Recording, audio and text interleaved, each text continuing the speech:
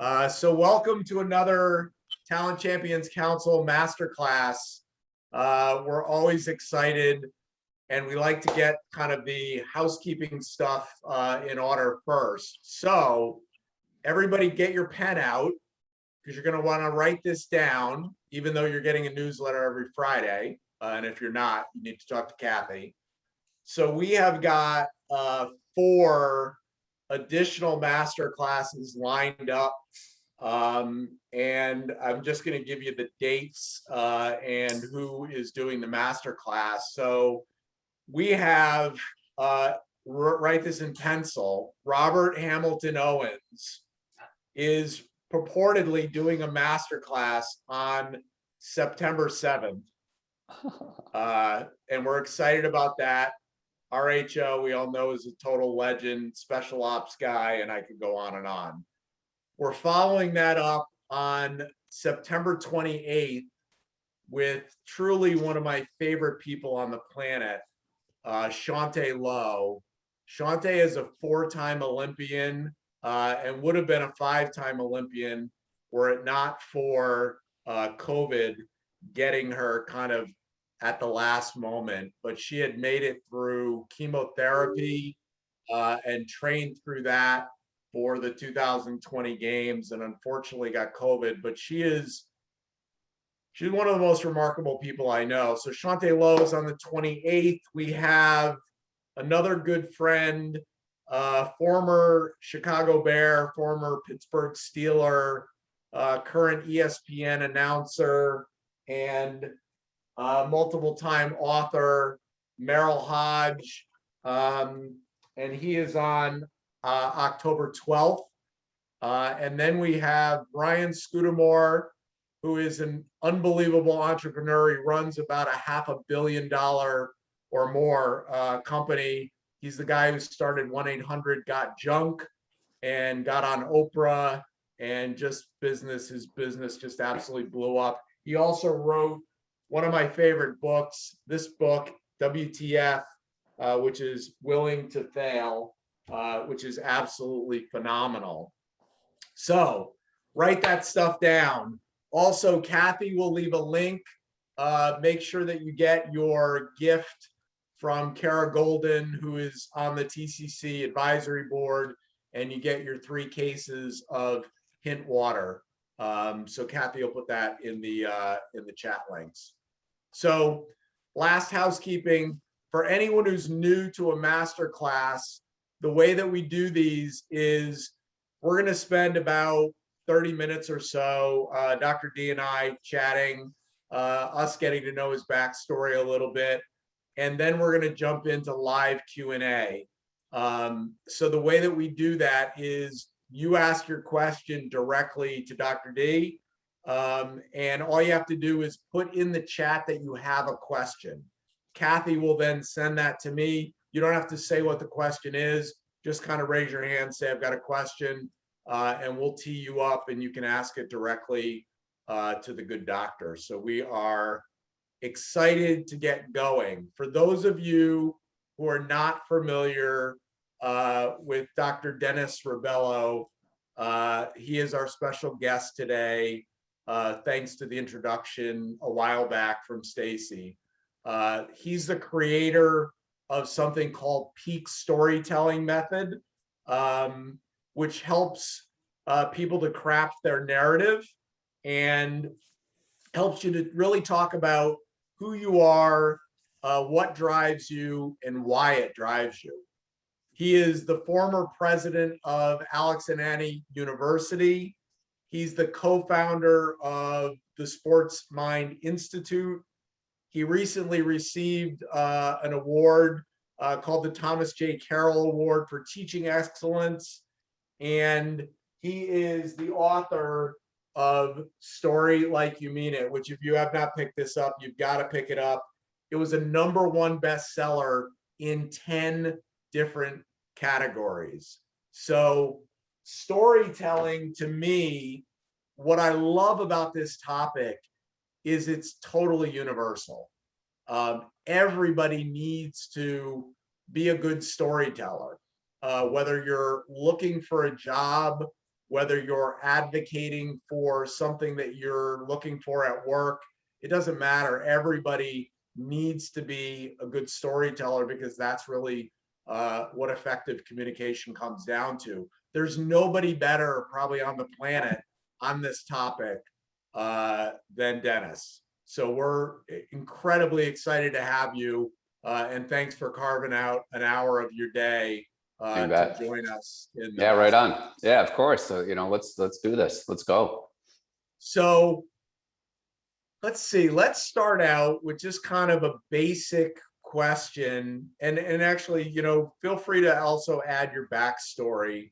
Sure. But I think, why are stories so important and such an effective way for people to communicate?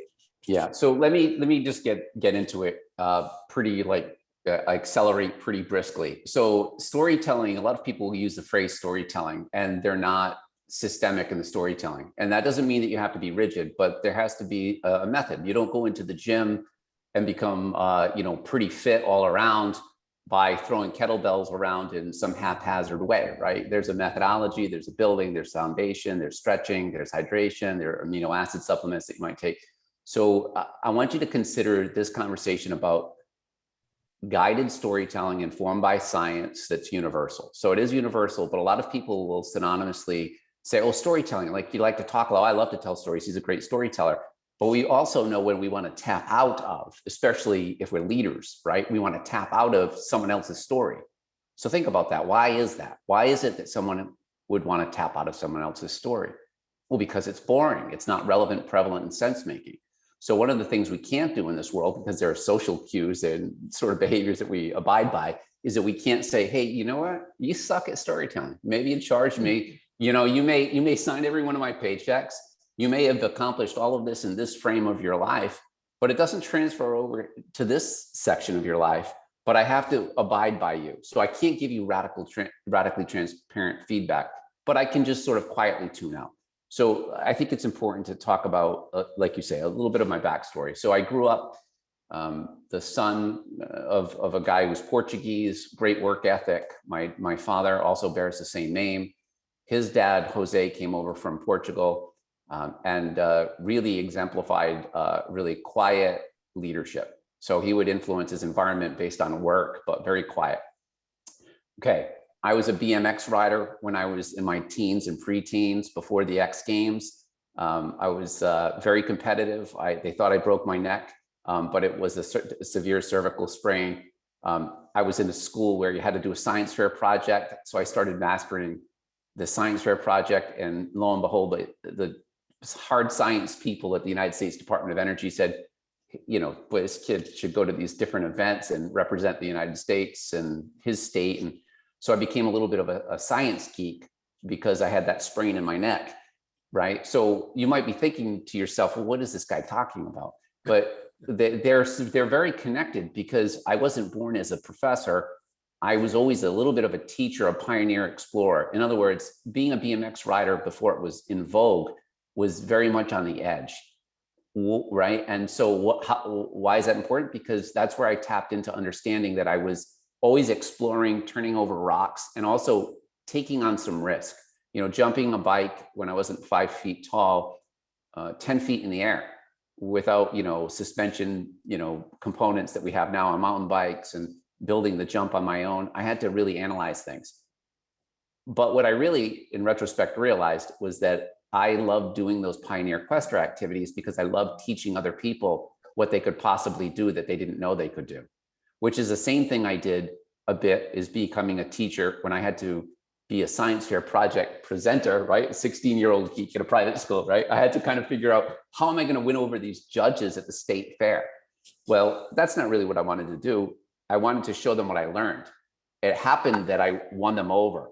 And I remember being at Brookhaven National Lab and looking at all these science minds, and they were all like 1600s on SATs, et cetera. And I said, I wonder why I feel a little different. I know that I'm pretty good at the science stuff and I have good scores and everything, but I realized that I just knew how to decode what I learned and play it into an audience. And that's what I do today for CEOs. So I've worked with folks like Joe DeSena, who's over at Spartan for 5 consecutive years, day in and day out. I was brought in to build the Sports Mind Institute with an NFL exec and an MLB exec and a family organization. I've interviewed folks and built stories for people like Tony Dungy. I've helped coach people even a couple of weeks ago through conversations where they had to tell their story to sitting senators in very high stakes situations. I love high stakes. It's like a BMX jump for me back when I was 13. How do I get ready for that is a matter of understanding how to build an apparatus, which is in the book, to organize your life moments to lay onto a story so that if you're a CEO pitching someone for money or merger or partnership, your storytelling moment comes. And if you flub it up, your true value and worth isn't seen. So if you're a CEO, great. But if you're a 16-year-old kid trying to get into a program, a pre-college program, you can use the apparatus too. So I teach today on Navy ships by way of, Zoom rooms, et cetera. I also teach, in corporations. I'm doing a seminar for the Cleveland Clinic for their Physicians Leadership Council, and I evaluate leaders and their ability to tell their story by recording them and recrafting them. So that's what I do. I'm a full-time professor too, but the real cool stuff that I do, not to say the professorship stuff isn't cool, but is working with leaders, because that's where the real action, right? The PhD is the past having doubts.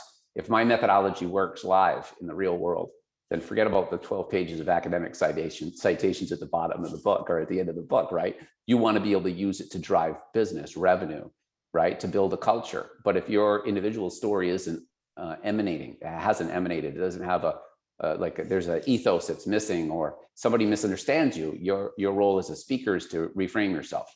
And sometimes the motivational frame or your perspective in a different moment of your life doesn't carry into the organizational work or your current role. So I love complexity, Scott, and hopefully that's a little bit of the backstory for people. Fantastic. So in my company, Something New, we interview literally thousands of people a year. And I would say in that process, they have an opportunity to tell their story. Yeah. And I would say most people are very, very, they're very poor storytellers. What does that sound? What does that sound like, Scott? So you look at somebody and you say, "Tell me about yourself, John." And what does John say? They basically regurgitate their resume.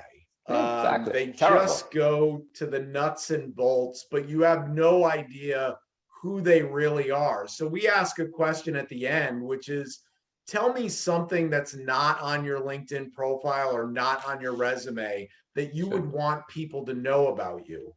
What we find is that oftentimes people go back to the way they were raised, their childhood, overcoming adversity. And those stories are really the ones that resonate. So when we present a candidate to a client, we very rarely say, well, Bobby or Susie was, perennial President's Club winner or 147% of quote in, 2013.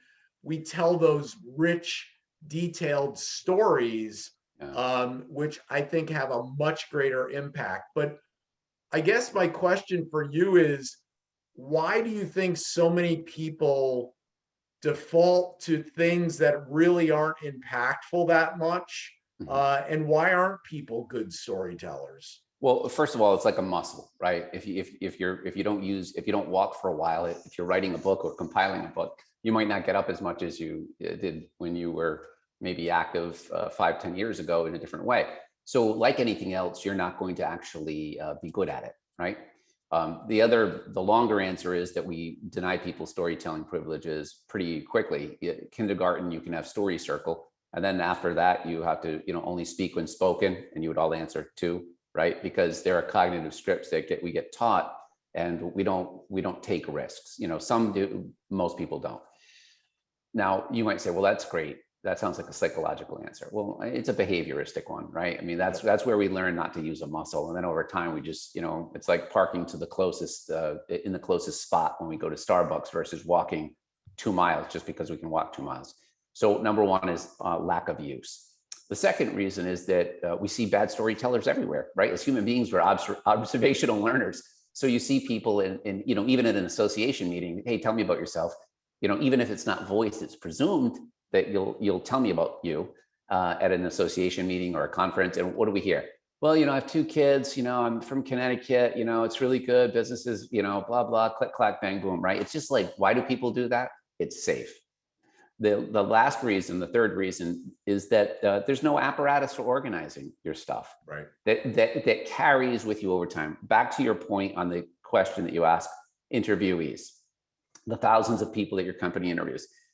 Now, that experience that you're prompting out of the interviewee is a formative experience, right? What you're doing is really powerful because you're capturing who they are over time, which is probably why you just sort of intuitively say or analytically say, hey, this is a really better representation of this person's staying power. And as a recruiter, you're right, somebody who drops talent in and integrates them into an organization, you don't want people to come in and leave. So that's when I say formative, folks, I mean it was a deeply impressionable moment that impacts your identity. It's almost like a tattoo on your brain. And what Scott seems to have done is tap into that. What the book does is it looks at I wrote the book really for others, not for me, even though there are stories in it. The book organizes, it's really a book and a workbook. It organizes how you can capture these blue dots. 3 types. Think of a pyramid on the bottom. Everybody has you all have experienced hero moments. And by the use of the word hero here, I don't mean you saved somebody, a little old lady walking across Mill Street in Newport from getting hit by a RIPTA bus. What I mean is that you overcame an obstacle in your own life. You maybe had to adapt after a divorce, or maybe you had to learn English as a second language, or maybe you had to stand up to a bully or figure out how to do math and that's not something you're naturally good at doing. So those are hero moments. They're the foundations. Think of them at the bottom of the triangle. In the middle, it's all about really collaborative stories. So the hero story, then we want to hear as human beings, this is based on my research and my reality, collaborative stories. Those are stories where you're giving evidence to the listener, and first and foremost to you, that you're capable of creating something with another or others. If people stay in the hero phase, they're just talking about their own capacity as an individual. So that might prove self-reliance, self-leadership, but it doesn't allow me to understand how a person can relate to others in an organization, and organizations are social constructs. And the last bit is a virtuous story.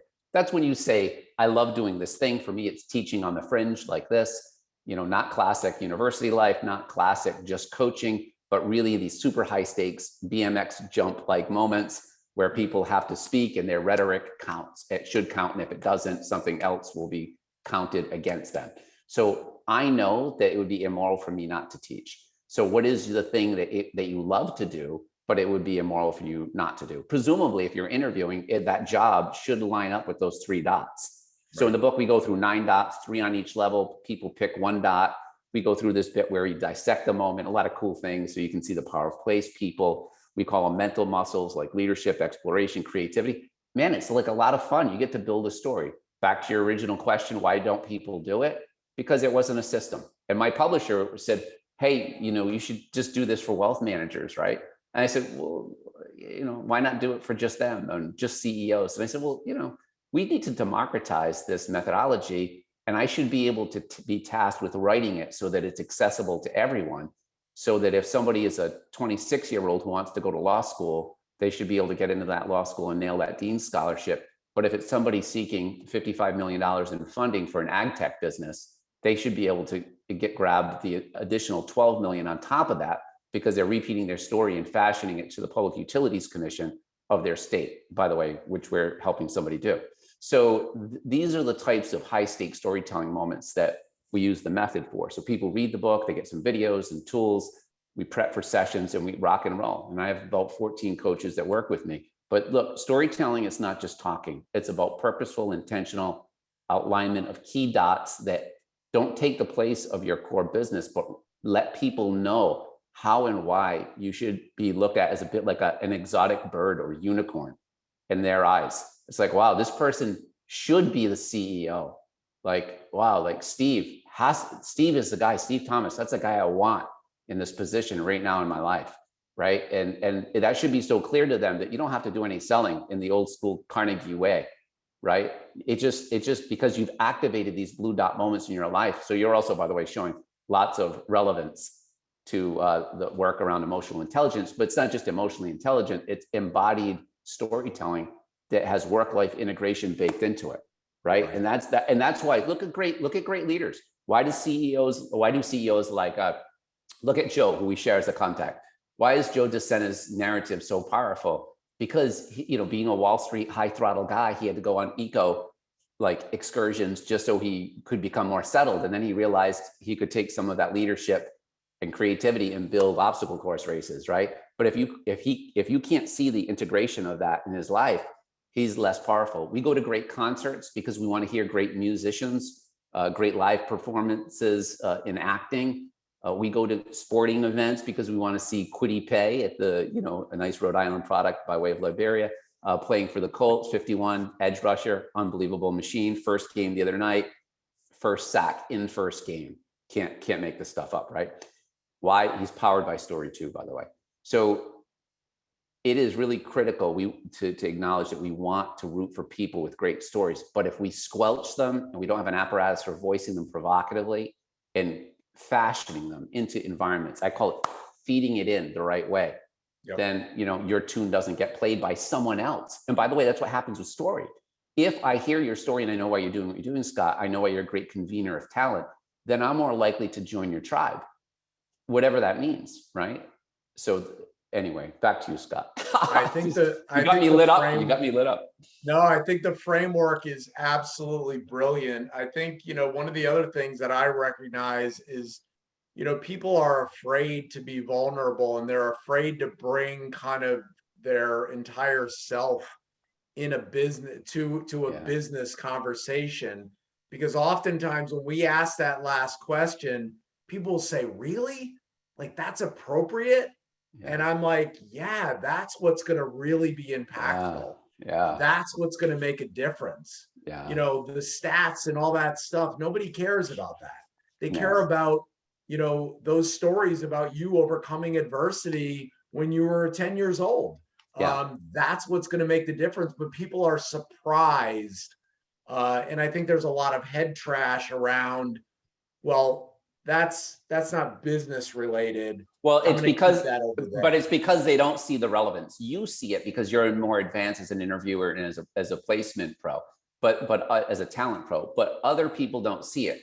So that's the hesitation or that reluctance because they haven't reflected on it. And one of the reasons why I built the book the way I did was that people they could find their own moments. I had a psychologist out of the Netherlands, and she rebuilt her entire website in 4 days after she read the book, right? For her own business, because she said she was sending the wrong message by way of the stories that she was sharing online. Now that's just, one sidebar application, but the reason why I bring it up, Scott, is because the person has to be able to add relevance and weight to the moment that they're sharing with you. But when you put them in order, folks, if you're wondering why did I say 3 stories? Because those 3 dots in order, think of Steve Jobs, think of his speech. I feature it in the book and break it down. He followed the methodology, okay? That was the best speech of his life. And it was because he was thinking he was near death that he became more existentially aware. Sometimes we reactively become motivated to explore what matters to us. My father just got, as you know, Scott, diagnosed with 2 types of active cancer, lung cancer and lymphoma, right? That changes the way you relate to your father and your family when you know that there's probably 2 years that you're going to have each other in each other's lives. Sometimes we need those moments, but my point is we don't need to create artificial pressure. We just need to have proactive tools. Right. And I'm a designer of tools or jumps to help people do what they're already capable of doing. They just need the order, and nobody wants to do the research. My dissertation was 250 pages long. We leave that to you. Yeah, man. I just want you to rock and roll when you get in the ring so you don't quietly tap out of your own storytelling rights. Right. And that's really what's really clear. So I know we want to be mindful of questions and interaction. So Scott, where do you want me to go from here? One thing that I noticed, and I don't know if everyone else picked up on this, but one of the things you're unbelievably good at is you give rich detail throughout. It doesn't matter what you're talking about. you don't say I was walking across the street. You say I was walking across Mill Street in Newport, and Yeah. I was going to get hit by the rich detail makes everything come alive. You don't talk about a generic football player. You're specific. You use the name, you use the team. Like it just makes everything brighter to me. Cool. And Yeah. is that something you learned, or Well, yeah. is that intuitive? Yeah. So look, I mean, this may sound weird, and it's not meant to sound self-aggrandizing in any way, but at all. Okay, so let me just put that out there. But I have to shoot 3-pointers all day, right? Because I'm coaching people. I'm the whisperer behind the CEO. So I have to make sure that I'm being really technical and quick and good. And sometimes less language gives a bigger picture. The example that you just gave, so I'm constantly exercising. That's what I'm saying, right? Yeah. Yeah. And so when you exercise all the time and you run marathons, if you're a marathon runner or whatever you do for exercise, you're probably really good at. Probably make me look really silly, but this is something that I do all day, like a pro athlete. So it's just very technical to me. Working with CEOs, you have to not have too much language, but just enough. Mill Street, spring, ripped a bus, Newport, time of year. I don't need to use a lot of words. I can use 18 to 20 words. And that's really around performance coaching after somebody builds their story. That if you're going to put that example in, you don't say, oh, I'm on Mill Street, there's a brown clapboard 3-story house. You don't over detail, because it removes the listener's capacity to be engaged. You sprinkle in just enough to be able to create story pull and to light up the motor and sensory cortex of the person's brain. Their lived experiences will cross-reference and build a picture. So you don't have to worry about that. It'll automatically happen. Yeah. It's just technique over time. Yeah. Very interesting. One of the questions we always ask CEOs, this is on the other side of the equation, is we say, like, tell us 3 things that would really move somebody and want them to come join ABC company. Yeah. And they give us these 3 super generic. I'm like, seriously? We have a good culture, business has been never, blah, blah, exactly. Click, clack. Yeah. We have a bunch of Fortune 500 companies that we do business with. I'm like, how about you name who they are? Like that might be helpful. That might really make it come alive. It's amazing to me how deficient some of the people who it's so critical that they are good storytellers, and how relevant your method and your model is for everyone, whether you're a CEO or whether you're a job seeker. And Scott, just me, you just got me to think about something, spark something in my mind. It's really about also you have to endorse your own dots and align them as a storyteller, right? And so once you do that, like, let's just look at this as 2 phases. You examine life moments, you assemble them, of the 9, you pick 3, and then you might be thinking, well, do I repeat them all over and over again to the same people? Does it sound weird? No, it doesn't, because you're constantly doing a back and forth, to and fro. Your environment, your context, right? Where your intention, it's different. But Joe DeSenna's story has been told a bazillion times. If one of those dots was out of alignment, it might even change the way you think of him as a character. Yep. Right. And so we don't watch shows on TV, on Netflix or on Prime, where the character, Ray Donovan, turns into somebody completely different. No, Ray Donovan's this dark, burdened dude.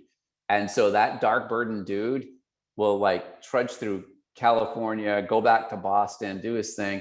And if he showed up and he was perky and filled with life and he was really light and like a yogi, we'd be like, this is weird. So something to think about is that your dot alignment has to be really connected with themes and threads. Like Ray Donovan has always been a dark dude, right? Who's defended people and served his family. So when you tell a story, just as storytelling tip moment, ensure that your dots are aligned, whether you get the book or not, so that you don't spark something that's got discord, right? That it holds it together like Gorilla Glue. Okay. Yeah. You mentioned Steve Jobs, and you mentioned, it's in the book. what are some other examples? Either people that you think are great storytellers, or maybe even a specific talk that somebody gave, or that would be a good example. Because I think Yeah. one of the things is, I think everybody should buy your book. I think they're crazy if they don't. But if you can go and you can watch something on YouTube and you can Yeah. see live examples, or you can model after somebody else, I think it's a Mhm. great way to learn. So I think it is too. I think that so here's what I have to say. Watch Steve Jobs, watch his speech, but watch his speech, you know, if you can with the book, because then what you'll do is you'll see what he did. By the way, he could have been better in that speech for sure too. But his hero moment was dropping out of Reed College, which was almost as expensive as Stanford at the time, and his birth mom, so he wanted to be an explorer and go where there was no course. And so he didn't want to follow a traditional curriculum. Well, his birth mom got the promise from his adopted parents to college educate this guy, to him, meaning him. The problem with this is that his adopted parents were spending all kinds of dough, and he didn't want to be in a traditional program. So it was very heroic of him to exercise exploration. So he would drop into calligraphy classes. His collaborative moment was with Stephen W. in the garage to build Apple, and then his virtuous moment was what he did with Pixar, right? And Next, which became the motor for the next version of Apple. So when you connect the richness of those dots, then you see his full narrative over time, and you can appreciate what he did to change the type font and the design of the very machine we're using today, many of us, right? And how he was a pioneer quester his whole life, unchained, incapable of conforming, right? Even when he had to go against the grain with his parents, he always did this. So his story becomes believable. So if you believability, relevance, and prevalence is key with your story. And when you show character traits over time, we get really jazzed, man, as listeners. Yep. Okay, questions. Sorry for going off on that. All right, we have a bunch of folks lined up, and we're going to your good buddy, Dr. Feiner in Cleveland, Ohio. Right on. Hello, Stacy. Hey, how are you? How it's so good to be here. I'm just going to ask a quick question, Dr. D. I have I have a whole bunch of boxes of your books. I have one for one of my legacy women coaching groups, and we're going to be reading the book together as a new activity for the group. And I'm just wondering if you have any specific ways for us to integrate the book together as a group. So we're going to be using the book, Story Like You Mean It. And I'm trying to, if you could help the audience understand how this book gets used. Is it a real deal? Look, you have to use it. That's the whole point, right? Like, we want people to use the book. So guess what we did? We put a really cool tool for book clubs and groups free online. So if you go to Dr. Dennis Rebello, DRDENNIS, Rebello.com, you can download. We just want to know where you are in the world. You put like your email in there, and that's it. It's a small gated sort of thing. You don't have to buy anything. We don't spam you. You just get the book club guide. And what that does is it helps structure the conversation with people, right? So Stacy, good question. And, that's what we've found become something that has, been used over and over again. I love seeing just that things get downloaded. I get a little beep on my phone, and, I'm like, all right, great. The book is wherever it is, Nepal or wherever, and it's cool. Cleveland in your case. Yeah. So Great. so we have a good tool available online. Thanks for your question. Thank you. Love it. Love it. All right, we're going to Jervis, the CEO of Prosper Bridge in Colorado. Cool. Dr. D, thank you so much. This is awesome. I've already bought the book, and this is a topic that I've had to really practice and lean into because I'm a process thinker, not a story thinker naturally. But what are the components, or maybe a better question is, what is the most important component of a great story? Yeah. So when you're telling a story as a CEO, it's really I wouldn't say there's any one great component. I'm going to answer, I'll give you like a kind of a checklist that I do, very quickly if I were being interviewed for the book. But I want to give you something better than that, Jervis. So what's really key is that you spot themes and threads once you write your dots out, right? So you're going to get to, the book, what's I think fun about it is that you can actually treat it like a workbook. So like when you're looking at your blue dots, you can see what the ingredients are of the blue dots, and then you can look at your themes and you can start to sort them with little boxes here in the book, and you can start to align your story. So what the most important part of that is that you follow the process and that you have coherence from one chapter. So your past is hero, your now or near now is probably collaborative, and your future is virtuous. So you might have gotten a taste or a whiff of your virtuous story, like what you should be doing with your life, which is probably what you're doing right now. But you probably want to animate and evolve that in the future a little bit more, so that you're speaking your future into your present. And so that carries me forward, because a narrative is different than a story. So I use them synonymously. Narrative is your story over time. Past, like Scott does with interviewees, now and future. Think of past being heroic, 0 to 13, 0 to 18. Think of now being from then to anywhere to about now or just before now. And then virtuous is a little bit before now forward. Okay. Now to answer the other question, doggy head tilt is inspired by you being a little bit of a provocateur, right? At the beginning of, so the doggy head tilt's what happens when my Aussie hears my keys jingling. He goes, what? So you want doggy head tilt 1 to 3 minutes with the story. No more than 3 characters, meaning individuals in the story. Not my cousin Jeff, he used to know Scott, but then Scott was talking to Stacy about Jervis. Like that, just cognitive overload floods our brain. We can't do anything. And then pace is really important. Not to like rush into it, to settle into story. There's a real somatic effect. You can see people who are cool with their story actually are a lot more calming. Their voice actually usually drops a little bit too. I call it basing out. Think of Morgan Freeman. If more of us sounded like Morgan Freeman, we'd be pretty like convincing, right? So and think about how you normally get excited. If you're really excited about something, or you drop something, what happens with your voice? Oh my God. Like, right? So then so our voices go up. We don't go, oh my gosh, I think I just dropped the china, honey. So what happens is people, they aspirate like crazy, like they're out of breath, or just start to, and they also, their voice goes up.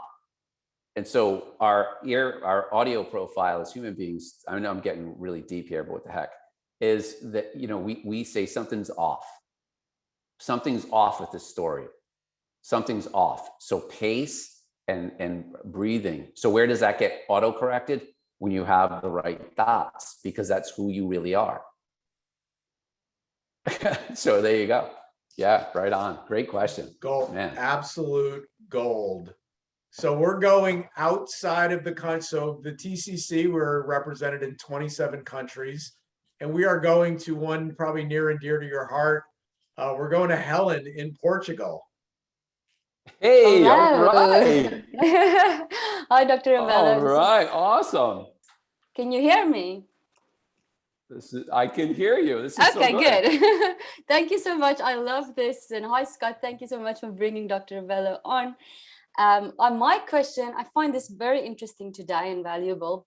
My question is about, I was actually on this Be On TV bootcamp, and they taught us your mess is your message.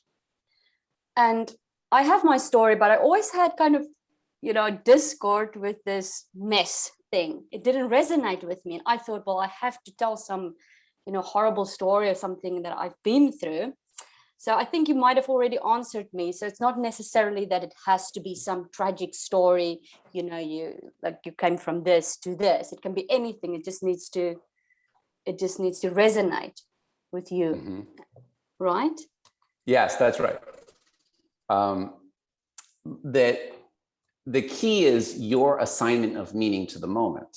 So it doesn't need to, so this is a really good, I know you're not asking this question, but the question that I hear in your commentary is this: is something too private, and what do I do with that? A little bit. Is that what I'm hearing? A little bit? Yes, or no? yes, Okay. yes. Okay. I want to make sure I get it right. So like, for instance, if I had somebody the other day who actually, he's in the book to reference as a story. His father was a professor, and his father didn't get tenure. And it's okay for me to say this because he allowed me to use parts of his story as part of the release. And his father didn't get tenure as a professor, and then inherited some money and went into financial planning. Okay, well, he can't tell that story to people because it sounds like his dad, wasn't a good professor, right? So how do you shrink that story, right, to make it work? So he said, look, my dad was a professor, tenure was difficult. At the same time, he ended up inheriting some money, and he started researching because that's what professors do. And he realized that nobody had a good answer in terms of how to invest his money. So he went down to Wall Street. So that's how he tells his story. Now, my client, this person that I'm referring to, is a financial planner, wealth manager who took over his dad's practice and just merged it with another publicly traded company. But he still has to tell his story because he has accounts and clients. So his story comes with him. It sounds a little bit different over time. And he has more blue dots, is what I call them in the book, formative experiences, that can still be placed on the framework that is shared within the book. So think about this as an apparatus for organizing your story over time, and as being a philosophy for living. So that you just, hey, this thing kind of happens as a blue dot that might replace this other thing, because you're a dynamic human being. You're out there living your life. So we call it flattening when you leave out parts of, like you would as a kid when you wanted to get away with something, right? In school, you wouldn't tell the whole story, right?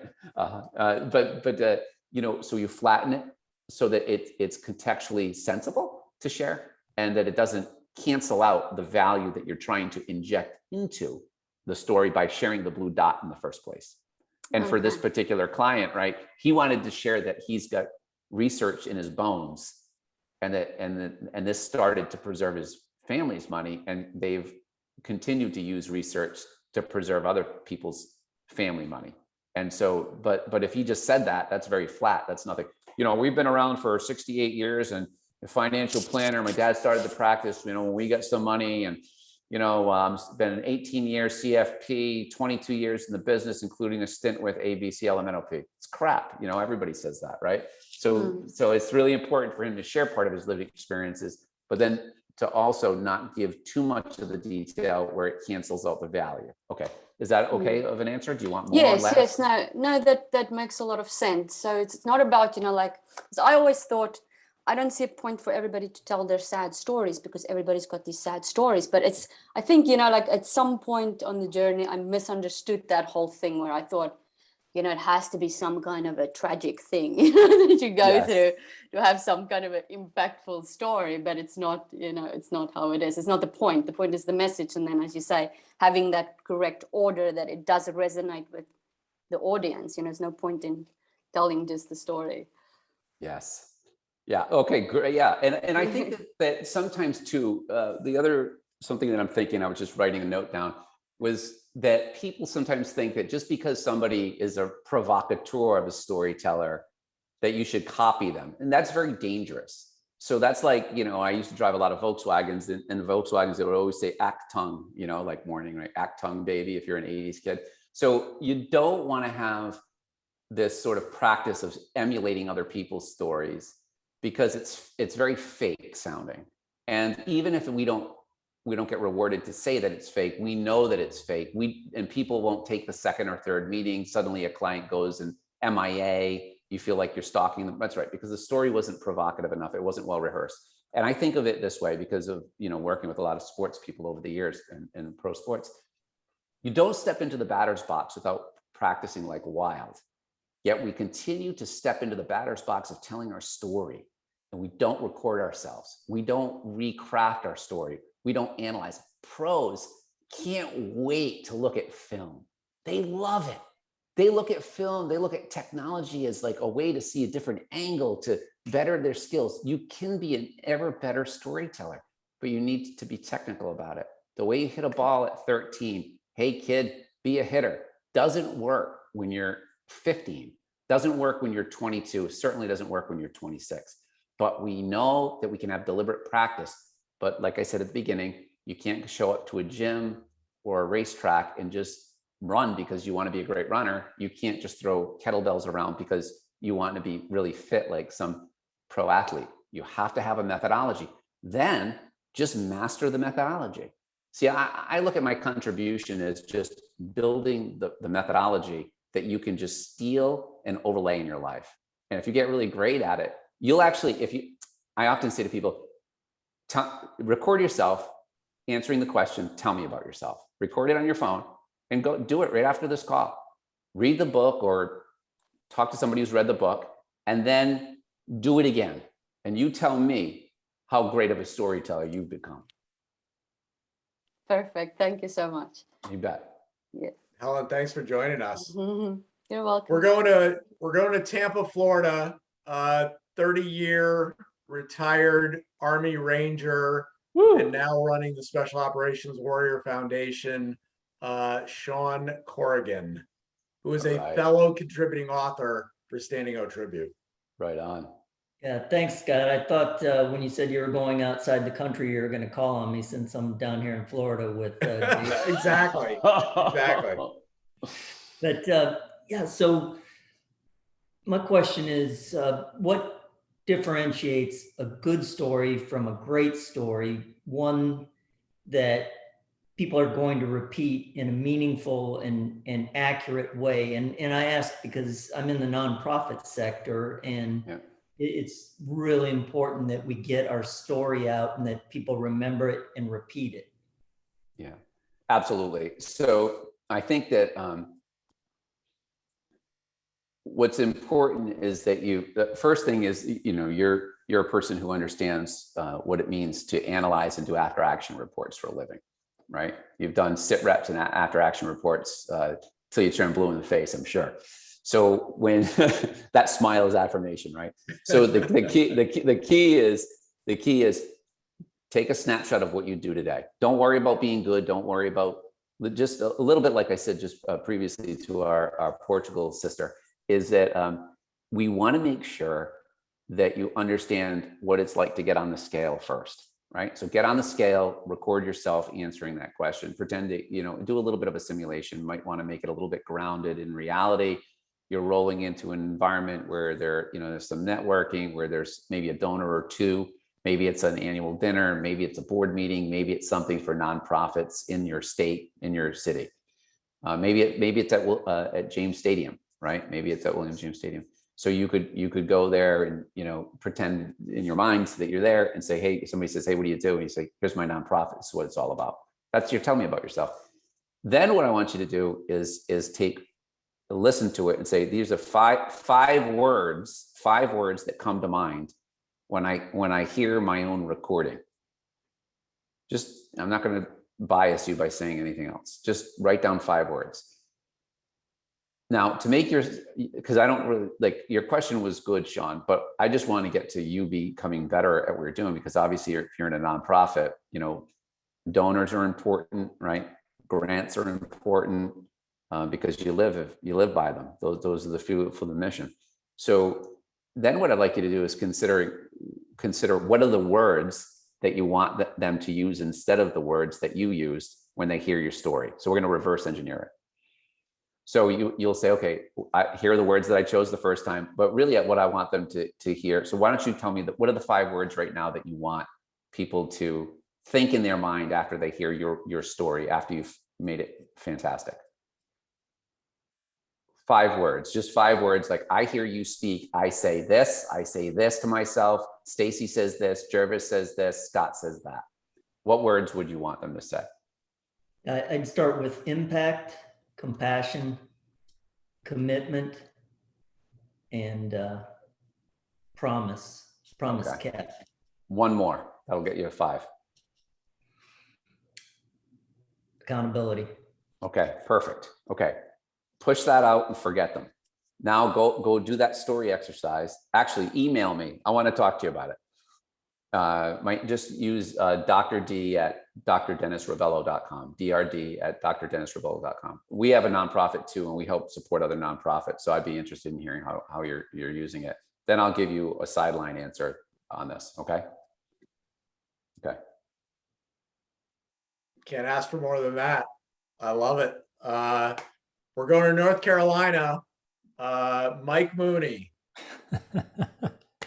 Scott, how are you? Thanks so much, Christian man. Bale. Look at Again, of Not American Hustle. All right, so Dr. D, this is great as a professional speaker and a longtime communicator. Love everything I'm hearing. Question I've got is, once somebody gets clear on the message, how do you help them own it? Because oftentimes we discount it in our own head, right? The value and the impact that it can really have. So are there some tips that you have on how people can better own their story so it will drive that impact and that connection that you're looking for? Yeah. So I'm going to ask you just a clarifying question. When you say own it, you mean what? Somebody like really like believe it that yes, Perfect. this is Okay, me. so I want people to hear what's going on here. Michael's asking can I call you Michael? Is that all right? Michael, sure. All right, Mike. So Mike is asking a question. How do you get people to own it after they've chosen it? That's not the way this works. The way this works is you own it first and then you voice it second. All right. Okay, that's a great question, because we're taught this kind of, we're taught this thing that's sort of like a racket. It's a racket. It shouldn't be listened to. The racket is that we are told what to say, and then we say it, and then we got to learn how to own it. That's like you like that suit and you want me to wear it, but I'm not. My body doesn't fit that suit the way you would fit in that suit. It doesn't work. So so that's such a fantastic question, because it helps get to the racket that we've been convinced and believing, and it's wrong. So we own it by first knowing that this is such a critical component, a formative experience in our lives, and it had an impact on our identity, and then we voice it second. It's awesome. Thank you. Yeah, you bet. Appreciate that. We are, I think, batting cleanup today is my good friend in Florida, Jason. Hey, Dr. Ness, how are you? Good, Jason. How are you?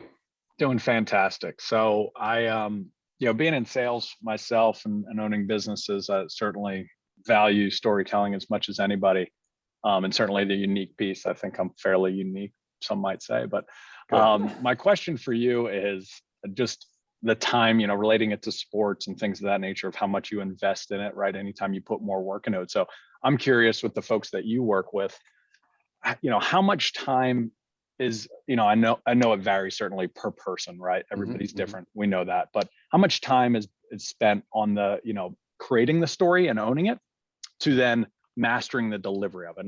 We know not mastering, right? Because we're never going to be perfect, but right. Some are better than others, I'm sure, to be able to tell that once they get it, but they obviously need to practice, run through. I'm sure you're doing dry runs all the time. Just curious that, because, I work with my reps as well, of like, we got to practice, we got to run through it. Let's go through it again to just not wing it, right? Yeah, you're on it. I mean, this is the real world grappling. I'm a Brazilian jiu-jitsu guy, and when I hear people say, "Oh, I know how to do an armbar," I say, "Do it on me, bro. Like, put the armbar on me." And they're like, "Well, no, like, I know, like, technically I saw, like, Uriah, like, back," and it's like, wait a second, then just do it. So I love that you're doing that, because it's a missed component to sales driven organizations. Most organizations are sales or business development. Sales isn't a dirty word, but people think it is, but it happens all the time that we skip that. So I want to talk a little bit more about that in a minute. So when you think about time frame, I would say for somebody to go through the book and use it as a manual for recrafting their story, because their story in a sales environment is the wrapping paper around the product or service. Okay, right? It's the wrap, because I want to know why you. What do you sell? What does your organization sell, Jason? Forgive me for not knowing. Yeah, no, you're good. I don't know how you'd know. That'd be impressive. Logistics. We're in supply chain and transportation. Yep. Oh, perfectly to be in right now, with all kinds of essential drugs being questioned in terms of this. Okay, great. All right. So supply chain operations, supply chain management. Okay. So I got it. And logistics and analytics around it, understanding, sort of the near beer study and all that jazz, right? You got that, right? MIT's little, okay, good. So what I think is, So if I'm going to rely on you, does a rep sell, what does a rep sell? A software package and or consulting services around an Yeah, it's enterprise? managed logistics. So it's managing the entire operation through all those components. Yep. Okay, great. So like why you versus, you know, the other two or three, you know, you're in pretty hyper competitive space or growing towards hyper competition. Yep. So I want to know, like, why you? Like, are you some quant yourself, or, you know, or do they pay high commissions like, you know, a software company does? Like, I don't know, right? So I think it's so essential that you see the integration of this with the work that you're doing, because you want their stories to align to add certain punctuation mark to your brand. Okay, how long? I would say you could probably do it in 4 weeks through sales meetings. I've had people do it in 7 days. I think it's a little bit too quick, and it usually isn't more of a sort of like 3 hours a day versus, you know, get this done in another sequence. I like that because you can go 3 chapters, 3 chapters, 3 chapters, and wrap it up. Now, I call it episodic variations. It's a fancy way to say simulation, because every client interaction is a different episode of your story. And you might not say something in this episode as the next episode. So I need to know how to fashion, like I might say, look, I've worked with a lot of lawyers and hard charging people coming from an immigrant family. And you might say, yeah, you know, immigrants are really great. It'd be great if we controlled them. Now I've got to change my story. No, I just say, well, the good news is that I had really positive, capitalistic and well-serving community people in my family tree. So I'm sure you'd like them, John. You know, so you've got to know how to practice what's psychologically called adaptability and synthesis in your story. So you've got to be able to conjure up different bolt-ons to your story. The only way you do that is by getting in the box over and over again. So, you know, we do coaching certification to help, you know, appointees within organizations to be able to do that very bit. We give them tools to be able to help them with that, but you can also do it on your own, right? But the key is you can't get off of your story. You got to rely on your story. So if you said to me like, yeah, Dennis, it's great, you know, Dr. D, you know, you're this professor guy, you know, what do you know about business? But you didn't have to say it that meanly, but let's pretend that you did a version of that. He's like that. He's like that. You nailed him. Yeah, I felt that vibe. I am blonde. So, you know, I would say, well, you know, I built my first business when I was at the University of Rochester. I bought out a bike shop, you know, and then I sold it. And when I left the LaSalle Military Academy teaching computer science, now I don't say it like that because now I'm like defending myself. So what do? There's something in the book called knowing how to reframe the thin slice, misslice. Thin slice and misslice is the inaccurate version that you quietly know, Jason, that this person is thinking this about you and it's inaccurate and it doesn't serve you within the storytelling moment. For me, if I show up in a bow tie to a bunch of agency leaders in policing and government people, they might say, oh, professor, what does he know about this? But if I start the story, look at my dad before he was an engineer, was a police officer. First time he shot his 38 special in the house, right, is because a paper bag fell in the stairwell. And I realized, yeah, my dad's a little hyper vigilant. So I've never been a cop, but I know what it's like to be the son of a cop. And I know, right? And I can move my story that way, and I can still get into BMX bike riding and all that other stuff.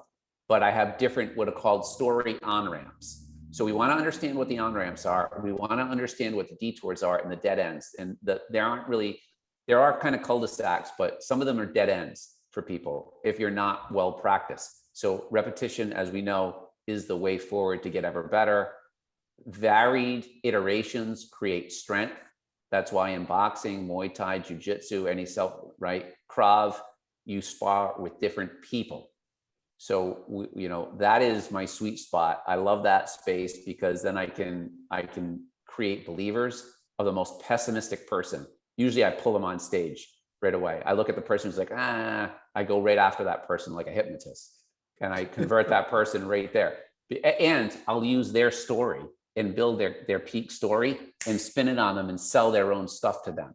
And they'll say, who recorded that? And I say that not because, oh, I'm good at this. Again, I do this all day. But I do it because you have to get in the space of being in the mud with people. And business development is critical in any organization. We all know this. I mean, if you're a CEO or a leader, you know that business development is a major bit. And to me, that's the real sport of storytelling. is when you're in business development, leadership, absolutely really important, critical. Conversations with high stakes partners, of course, but the kicker is what you do every day. So leveraging the book and your hands-on style, Jason, to support folks with these episodic variations to test the strength of their story is a fantastic application. And application is ongoing. As you pointed out, it's never mastered. It's constantly evolving. Love it. I love that episodic variations and the adaptability component, because you're absolutely right, depending on who, even levels you talk to, let alone, their backgrounds, et cetera. So love it. Yeah. Thank you. Cool. Appreciate it. Yeah, you bet, Jason. Thanks for sharing what you do for a living too. I appreciate that. These master classes go by way, way, way too fast, because we could do easily another hour, but I want to be respectful of everybody's time. So that was absolutely off the charts phenomenal. What I would encourage everybody to do beyond just going and buying the book is I'm watching people take copious notes. Share some of what you learned with somebody else. Do it on LinkedIn to get an even bigger audience, but share it with somebody else, because what we just learned today is so impactful that I think you're doing other people a disservice if you don't share it. So I would really encourage everybody, as a thank you to Dr. D for carving out an hour of his time to really teach us some things that we can apply right away.